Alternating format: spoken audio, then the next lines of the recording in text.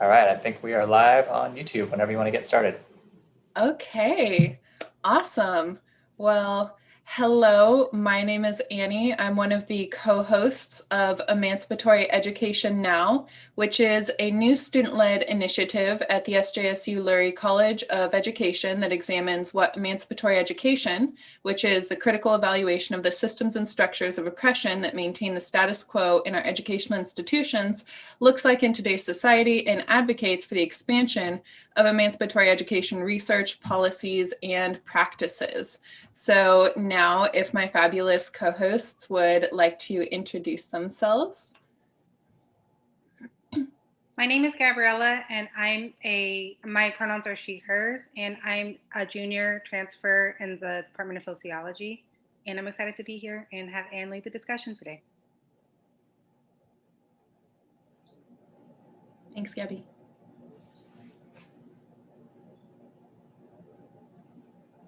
Hi, I'm Jackie. I use she, her pronouns. I'm a graduating senior from the Child and Adolescent Development major.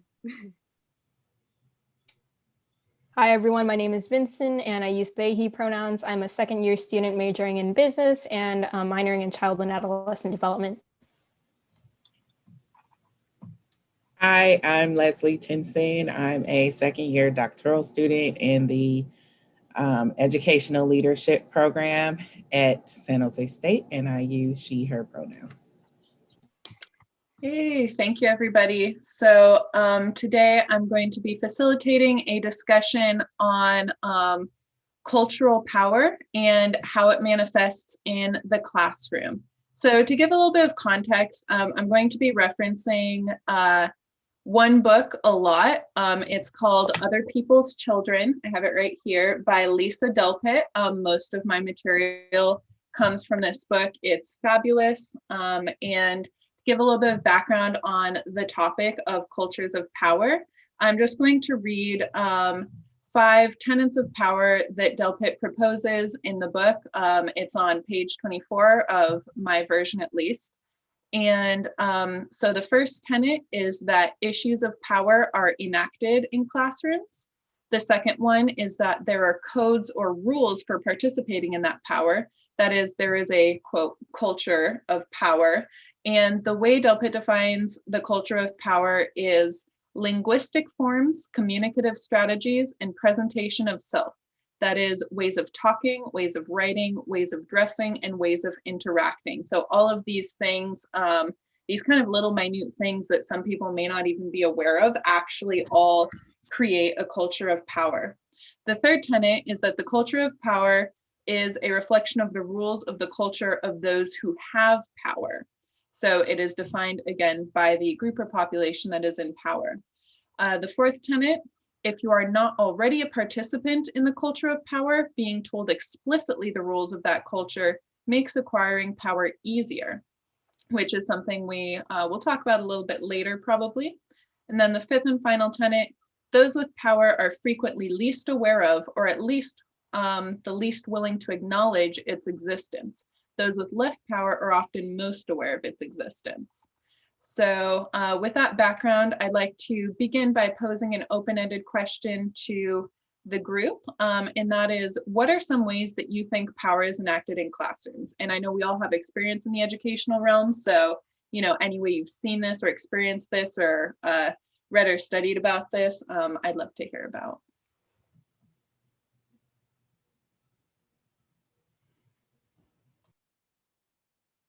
I think something that comes to mind to me is being well behaved. I think when I worked with elementary school and middle school students, being well behaved meant being like quiet when you were asked to be quiet, asking questions when you were supposed to ask questions, responding when you're supposed to respond, and paying good attention. So nodding your head a lot if the teacher's speaking. They would do this thing called tracking too, where they're like track the teacher while we did this with the second graders. So they would have to track them with their eyes while the teacher was moving around.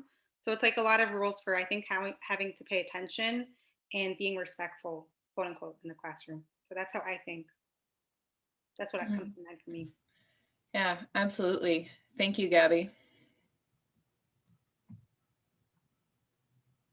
Something that I think about is the curriculum and how it's built and who gets to build it and who gets to include and identify what topics are important for us to talk about.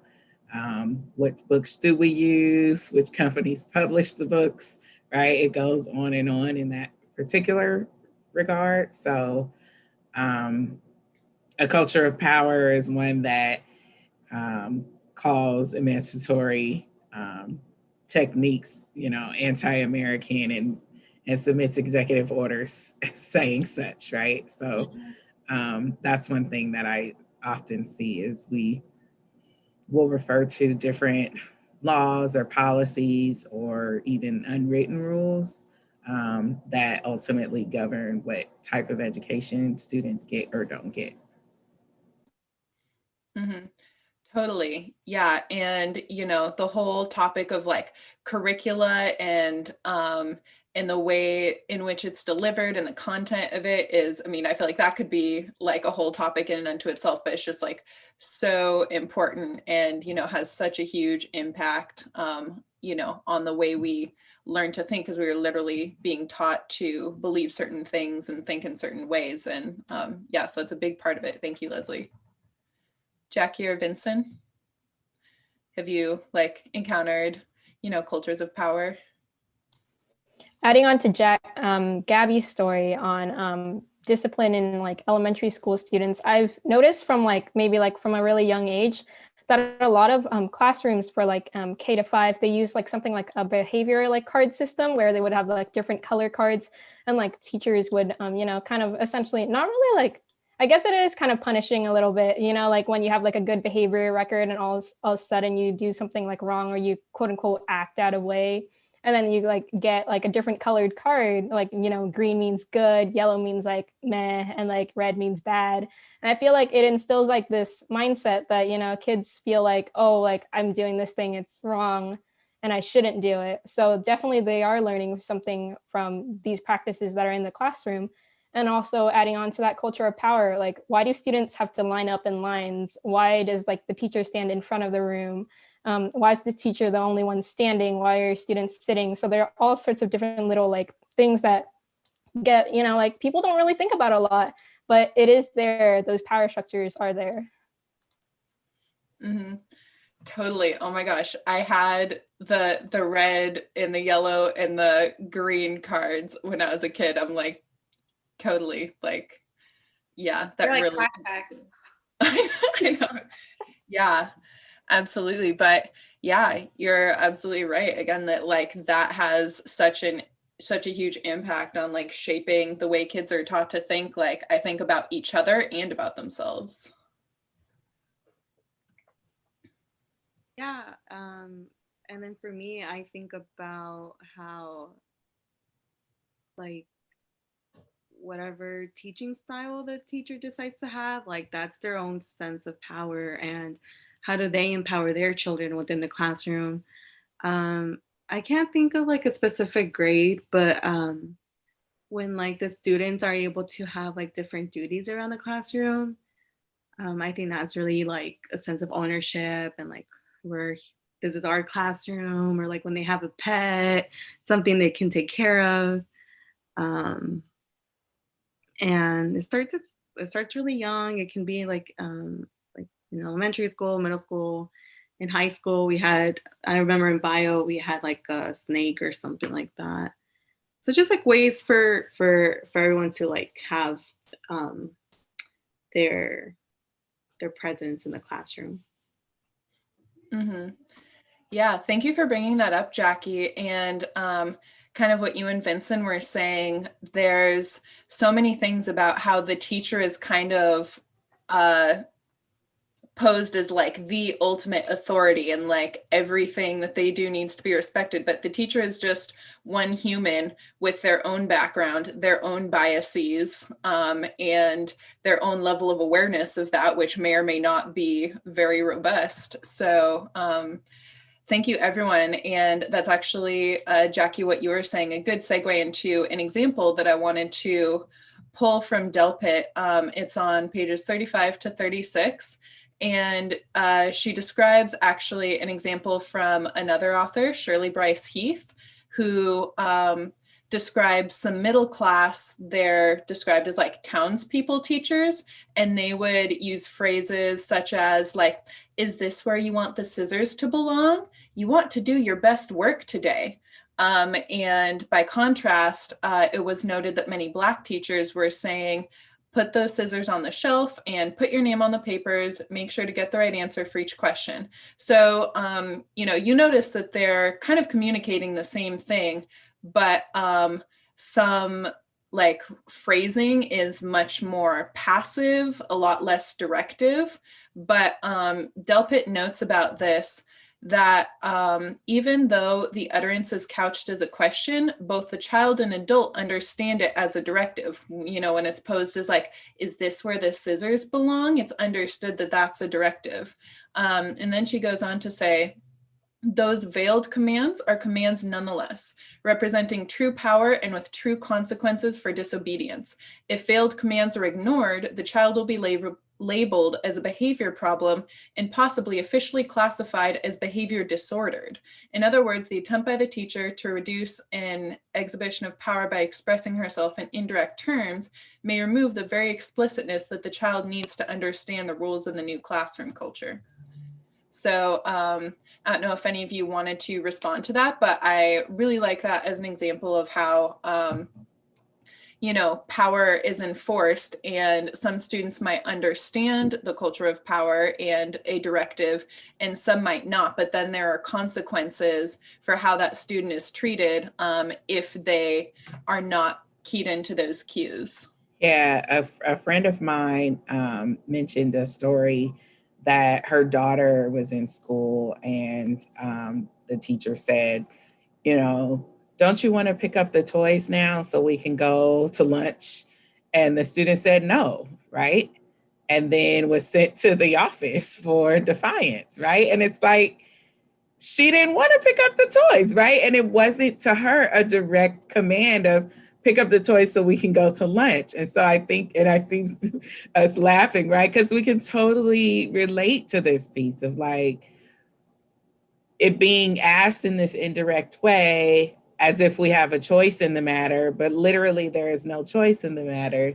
So why wasn't it just given as a direct command? And the expectation that a child or even an adult is able to interpret that in that way of like the double meaning behind what was said, and then deciding what the appropriate behavior to be in accordance with that is, I think is an unfair aspect of what we're trying to combat, right? What we're trying to get rid of. And so and then the poor kid, is having their parent called for something that luckily the parent in this case was able to speak to. Like, if you want her to do something, tell her directly, right? But it sounded like you were giving her a choice, and she said no, right? So yeah, I just wanted to share that. It was at the forefront of my mind when you started mentioning that, Annie.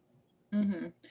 Yeah, thank you. Totally. And what I think of from that is, I really hope that, and I'm glad that the kid's parent was able to address that, but I just have to imagine that happening for kids. And maybe it happens like 2 or 3 times. And by then the teacher's like, wow, this kid is defiant. This kid is a problem child.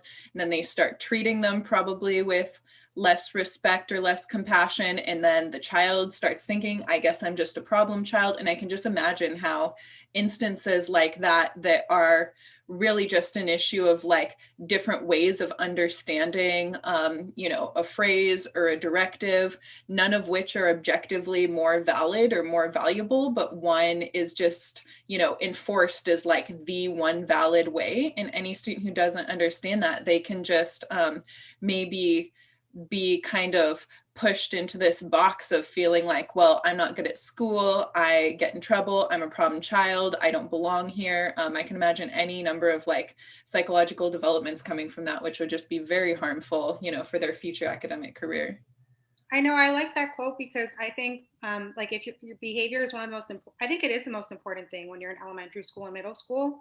Like if you're labeled as a good kid or a bad kid, I think it really sets you on 2 different paths, like about how you think about yourself, how other teachers think about you.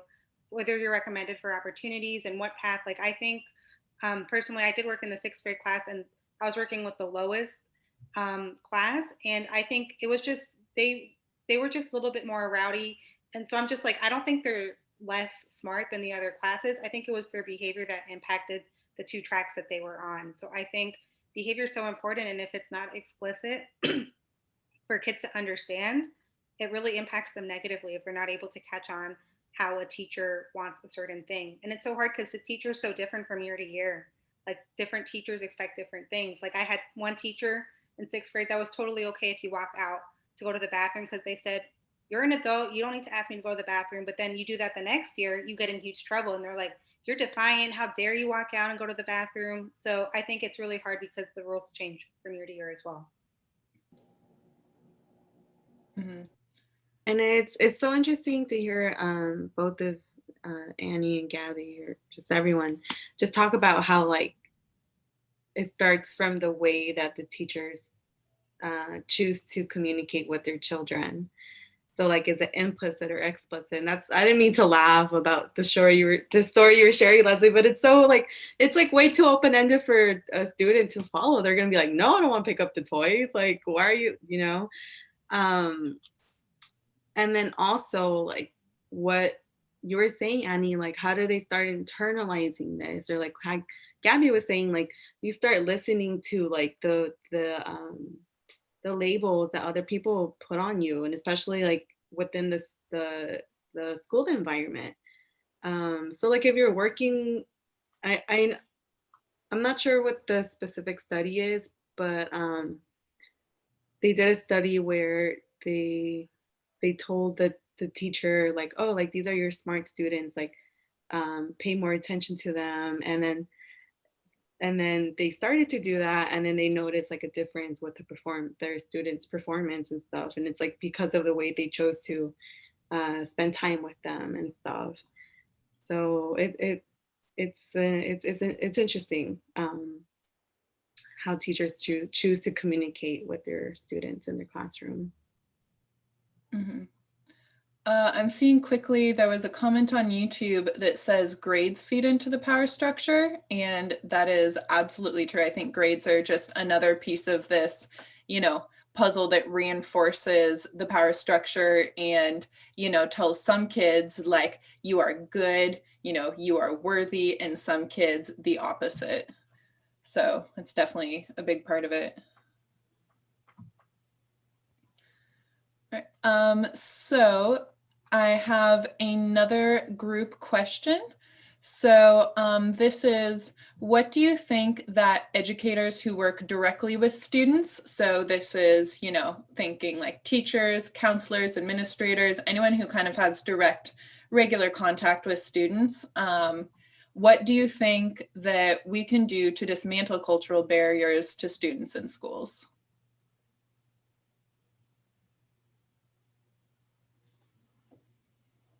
I mean, I think a big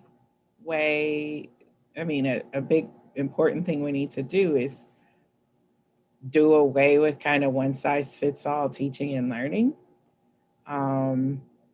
So going back to what Gabi was saying about behavior, right? Okay, let's say you do have a more bouncier cohort of kids, right?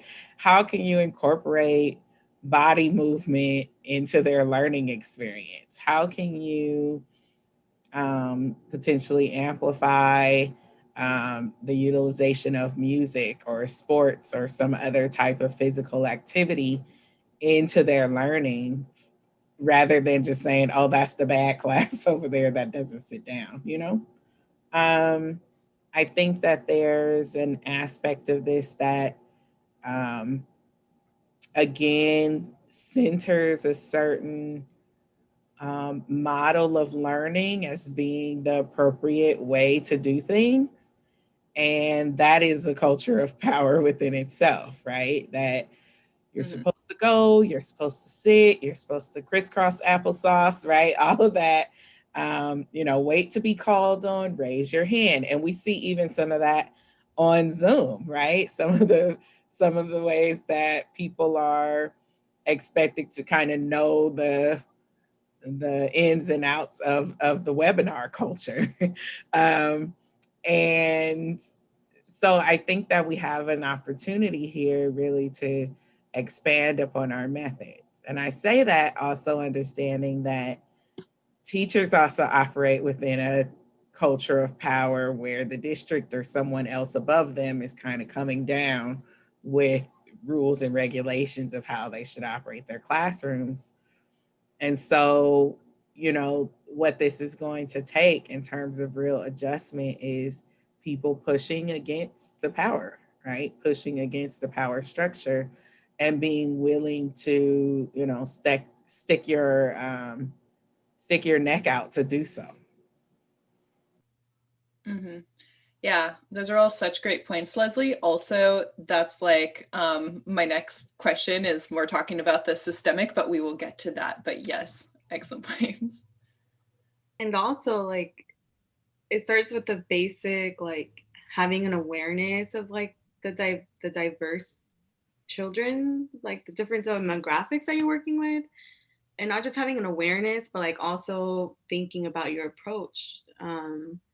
This gets brought up a lot about like how children respond when they're being like disciplined. Like some don't give you eye contact, or some look at you, or and just those like, they seem like subtle differences, but it's like because it can be accounted back to like where culture they identify with or growing up with. And Leslye touched base on this too. Like, what are the teachers doing within their classroom to like the word that came to my mind was resistance. Like, how are they resisting within their own classroom to really make it like a meaningful experience for them?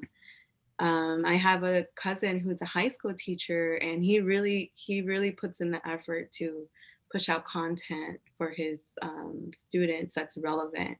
So he'll talk about like hip hop artists or like really relevant stuff to them.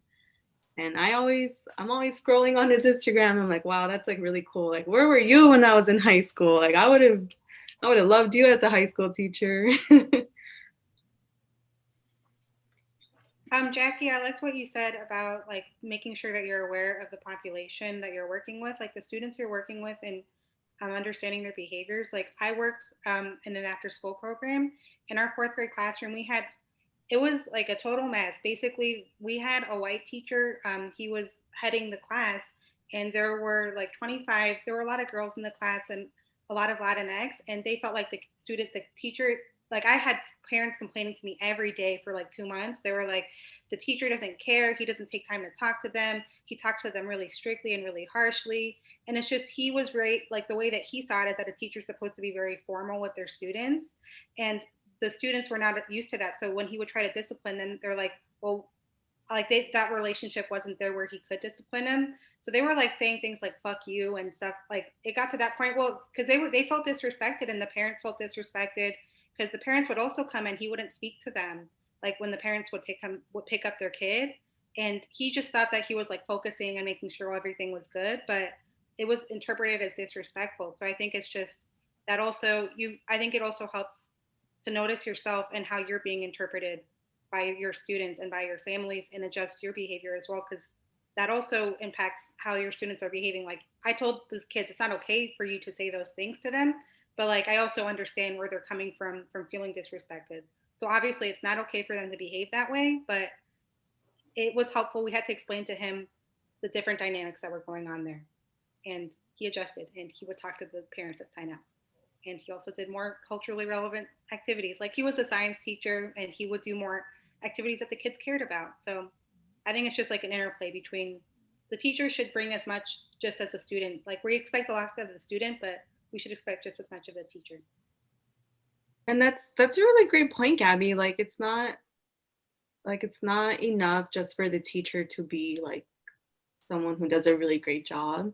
But if you miss that point, that marker to connect with your students, then you're not meeting them halfway, or you're not drawing them into your course, your content.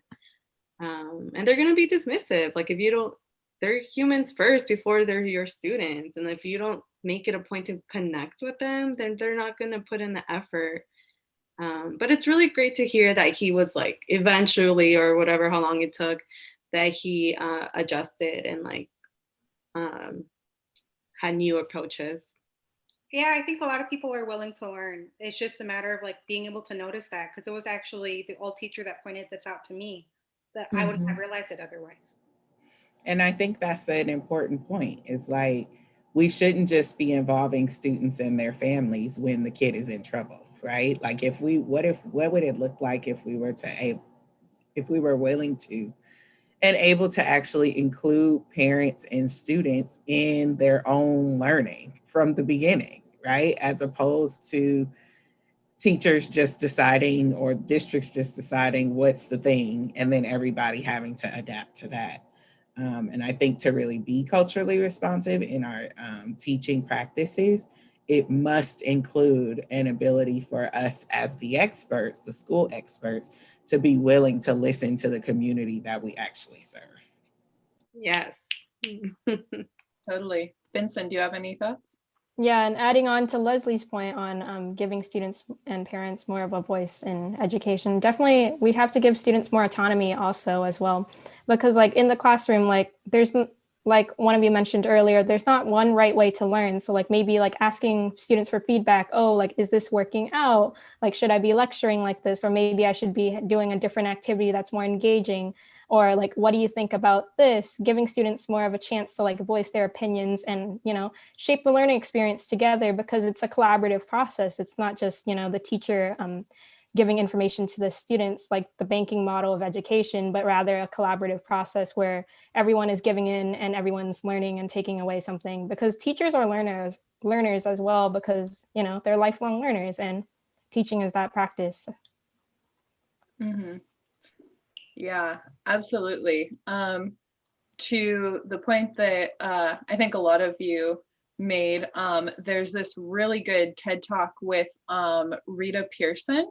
It's called Every Kid Needs a Champion. And in it, she mentions that she's a teacher, and she tells a story about like another teacher that she was working with. And the teacher says, oh, it's just my job to teach them. Like, it's not my job to make them like me. And, you know, she's like, I told that teacher, they're not going to learn from someone that they don't like. And I think that's just to all of your point. Like, if they feel disrespected, if they feel misunderstood or unheard or anything, like, they're not going to be like, oh, I'm going to be so open-minded to all of the information that you have to impart on me, you know? Like, that's not reasonable to expect really of anyone, I don't think, but especially kids. So yeah, absolutely. There is also a quote that I would like to share that, well, I'll just read it. This is another quote from Delpit, and she says, several Black teachers have said to me recently that as much as they'd like to believe otherwise, they cannot help but conclude that many of the, quote, progressive educational strategies imposed by liberals upon Black and poor children could only be based on a desire to ensure that the liberals' children get sole access to the dwindling pool of American jobs. Some have added that the liberal educators believe themselves to be operating with good intentions, but that these good intentions are only conscious delusions about their unconscious true motives. So in this, Delpit is talking about how a lot of educational policy, just even if it's created by liberals or people who purport to, you know, want equality, that a lot of this policy just really does not serve people who are not within the culture of power. And so with that, I'd like to pose the question of what are some systemic changes, to your point, Leslye, that you would like to see that you think would help combat, you know, the culture of power and how it sets up barriers to some students and populations?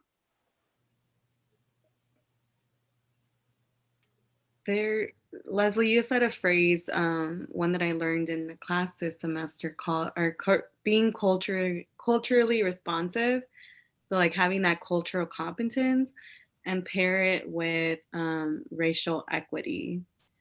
And when you really combine those things to make those systemic changes, and especially in our educational system, like, I feel like it hasn't been reformed in a long time. Or just like I feel there's like a lot of outdated things that are just not relevant or just not modernized or whatever word. Um, and it really starts with the training too. Like, how are these teachers getting trained? Like, I'm in my undergrad right now, and that's something that I always like ask myself, like, what are these teaching programs like actually teaching people? Because like, why is there such a difference in how teachers approach teaching their children? Like, how are they being culturally informed? Um, and yeah, like, what is their own experience? Like, how are they? What are they drawing from to use within their own classroom? And not just what the teachers, it's also like the principals, the administrators, um, and really just think about it of like as a collective effort. And how Vinson said, like, where teachers are always learners, like you're lifelong learning, like you to really aim to like always have that growth mindset. That's like really, really, really powerful. 100%, Jackie. Thank you. I mean, I think a systemic issue is not having a diverse teaching faculty or whatever we want to call it, right? So we're still by and large, taught, students across the country are still by and large taught by white teachers who are trained by white professors, who schools are run by a majority white principals, so, and the superintendents, et cetera, et cetera. So how do we change that? How do we address the kind of lack of understanding around the diverse populations that students face? And again, this is not to assume that students that come from marginalized communities can only be taught by teachers that also come from those same communities. But I think there is something that speaks to and reinforces power dynamics when everyone that you've been trained to listen to from preschool up until 12th grade has been white, right? And that sends a message, whether it's an overt message of like, hello, white power at the front of the classroom, right? That's not how it goes. But when all your teachers look a certain way, you then come to understand that, okay, so that means that education and learning only can occur from those people, right? Or if I desired to be a teacher, well, I didn't see anybody that looked like me or come across any that looked like me. So maybe that's not something that's possible for me. So from a systems perspective, we do have to change our hiring practices. We do have to be more welcoming and inviting in keeping faculty and teachers of color on the campuses, right? Which means that people have to be willing to look at how they have contributed to where things are, right? And take responsibility for the harms that have occurred, and then course correct, figure out the best strategies for doing that.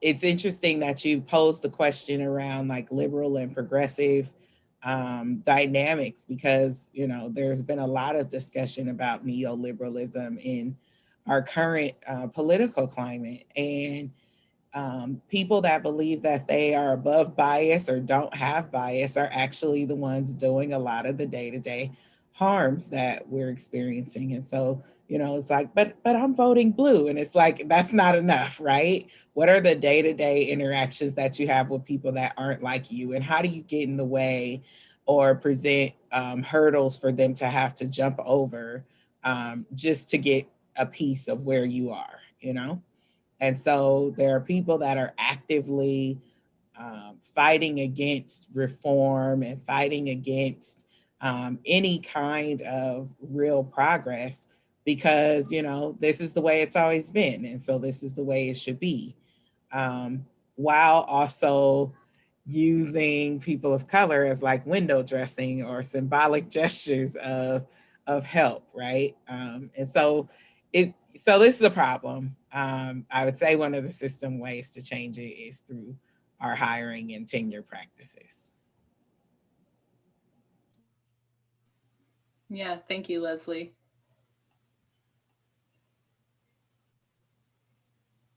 Gabi or Vinson, do you have any thoughts that you want to share? I really want to re-highlight one of Leslie's points on like when students see themselves represented in the classroom, they feel like a lot more connected, and they feel like, you know, like, oh, I'm in, you know, I can see myself like having some sort of future. So it's definitely really important to have educators who come from all sorts of different backgrounds, you know, like different cultures, different identities.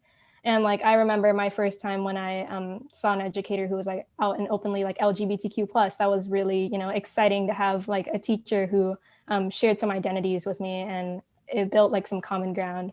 And not only that, you feel like a sense of support as well. Like this person shares my culture, this person understands where I'm coming from. So like having that like representation piece, like students will feel like empowered in the classroom.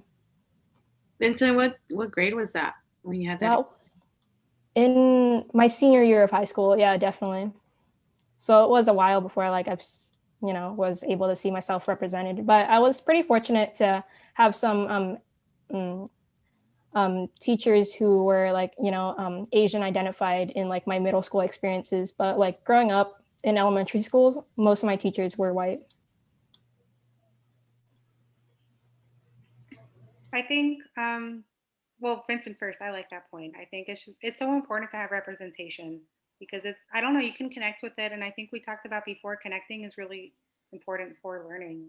And I think one other thing that came to mind for me was just having parents involved.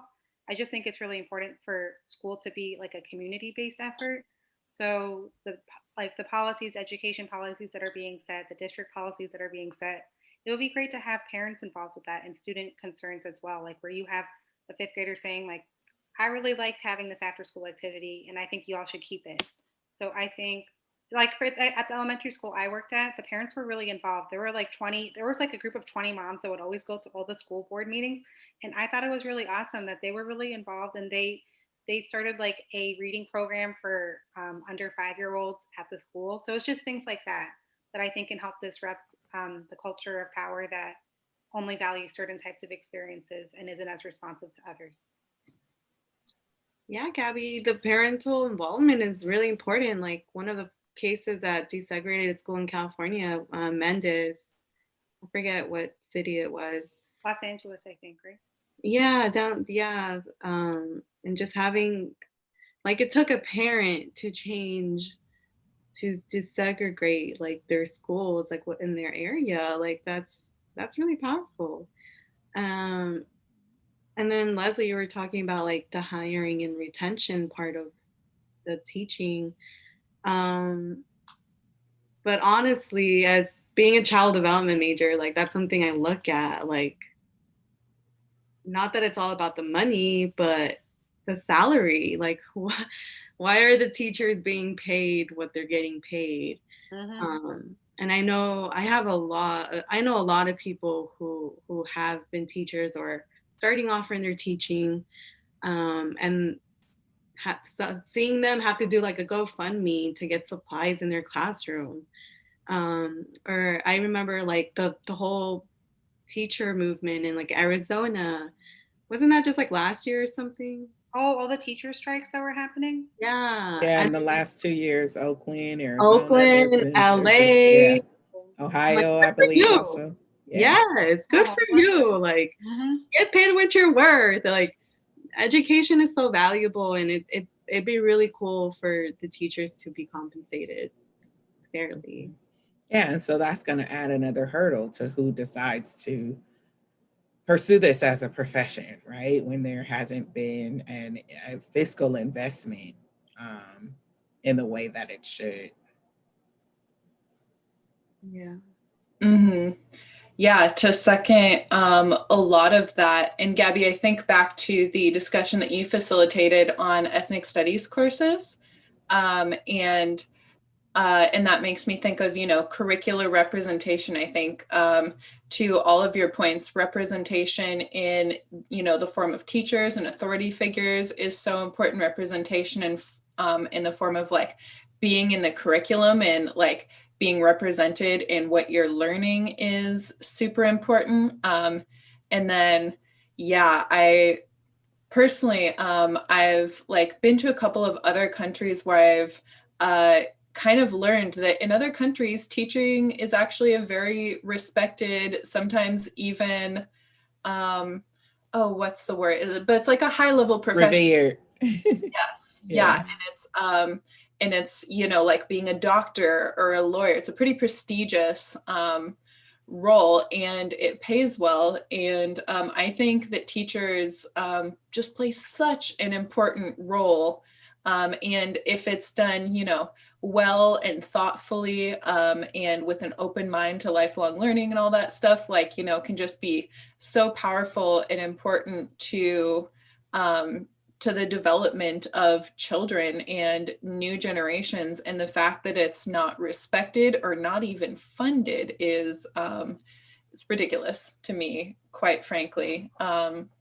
So that would also be a change that I'd love to see. And then, yeah, again, it might become a more viable career path for people who currently don't see it as one as well, because again, we do need more representation and changing the hiring structures, as you said, Leslye.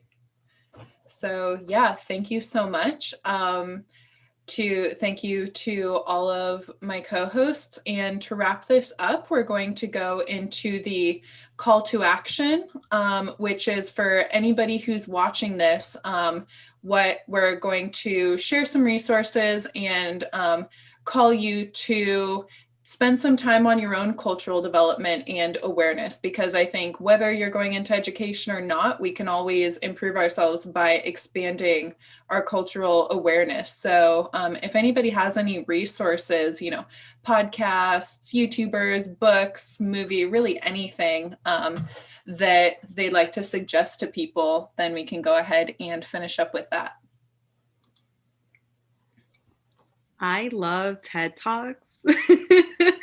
So literally like, and then you can put in how much time you have to watch an episode. Oh, what? That's so cool. Like I have time for 10 minutes, 20 minutes. Nice.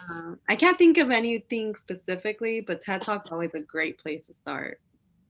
Mm-hmm. And they have a topic on like pretty much anything you can think of. I'm pretty sure.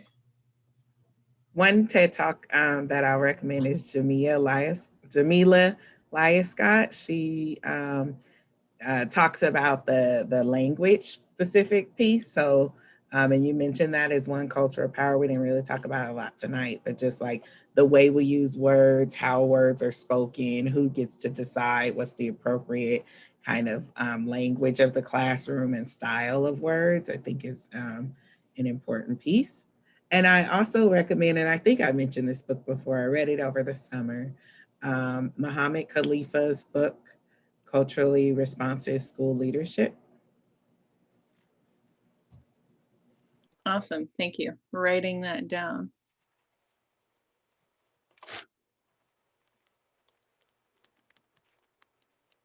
Vinson, you'll have to go before me. I'm still thinking.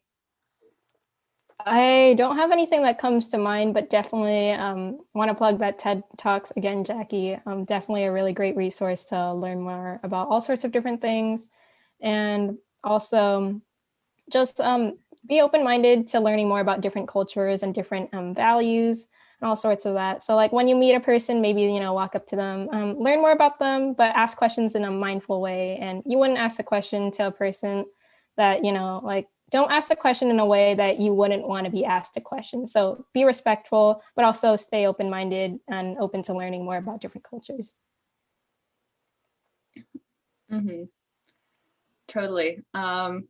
Yeah, I'll jump in. So of course, there's other people's children. Again, whether or not you're into education, I just think it can be like a really informative book.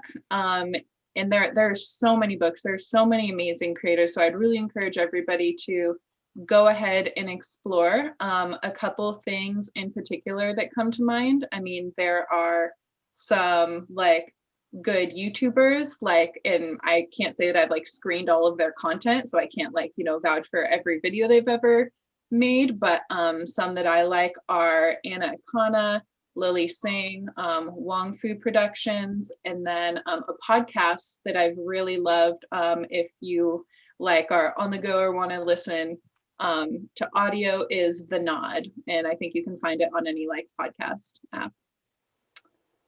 And Gabi, did you want to add any? I'll go with a broader theme. I think just making sure that if you are reading something or listening to something or watching it, make sure that it is made by different types of people, because a lot of the media is dominated by white folks. So I've like made an intention, like when I'm looking for a new book to read, to make sure that it's someone that's not just written by another white author that's writing a romance novel, which does tend to be, I like those. So I think also for movies too, I've been trying to seek that out a little bit more. And I didn't think about doing that with YouTube, but I guess I do that with my YouTube makeup beauty videos. This is getting a little bit sidetracked, but I've been trying to look for more diverse like makeup beauty artists. So I'm also consuming content that isn't just made by the same type of person. Yeah, and I have one more book. I was just looking behind my chair. It was on the floor. It's called The Readings for Diversity and Social Justice, and it's a book of essays written by lots of different scholars, but it addresses disability, sexual orientation, race and racial oppression, gender diversity, a variety of educational and sociological themes. So I think this could also be a good resource as a reader, and it's on Routledge Press. Awesome. Thank you so much, everybody. I think that is it for today's discussion. Thank you. Thank you, Anne.